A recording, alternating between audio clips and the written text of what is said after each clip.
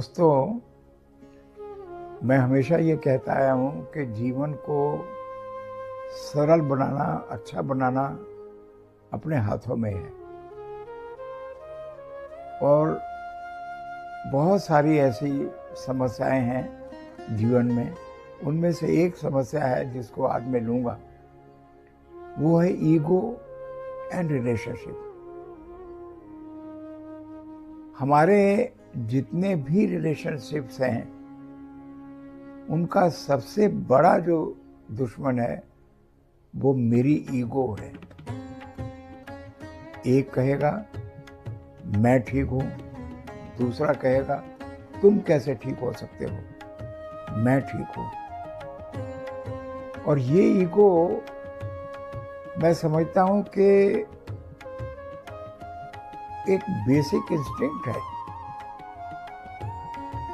हाँ, इसे इम्प्रूव जरूर किया जा सकता है, लेकिन बेसिक इंस्टिंक्ट है ये।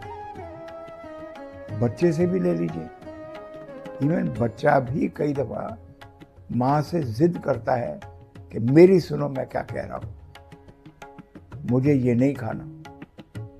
माँ कह रही है नहीं ये तुम्हारे लिए अच्छा है। और इसी तरह बढ़ते बढ़ते सबसे बड़ा जो हमको ईगो रिलेशनशिप का जो मैटर आता है, वो आता है वाइफ और हस्बैंड में। बरसों एक ही बात के ऊपर झगड़े होते रहेंगे।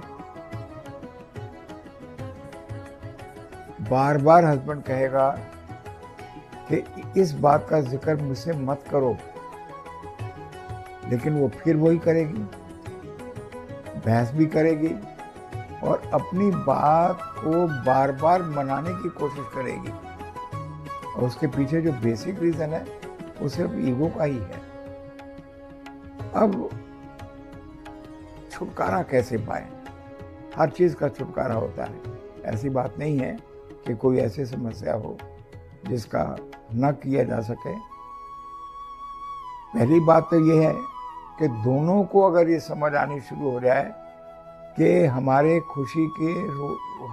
खुशी में जो रोड़े बन रहे हैं वो हम दोनों के ईगो की वजह से, दोनों के व्यवहार में मैं ठीक हूँ तुम गलत हो के विचार से ही बिगाड़ पैदा हो रहा है। अगर दोनों में आ जाए तब तो बहुत ही अच्छा है, लेकिन ये बहुत मुश्किल है, ऑलमोस्ट इम्पॉसिबल है कि दोनों में आए। तो अब एक बात है जो की जा सकती है, वो ये है कि जो समझता है कि मेरी जिम्मेदारी है कि घर का माहौल ठीक रहे, या इवन दोस्ती का माहौल भी ठीक रहे, या कहीं पर भी, तो ये उसकी जिम्मेदारी बनती है।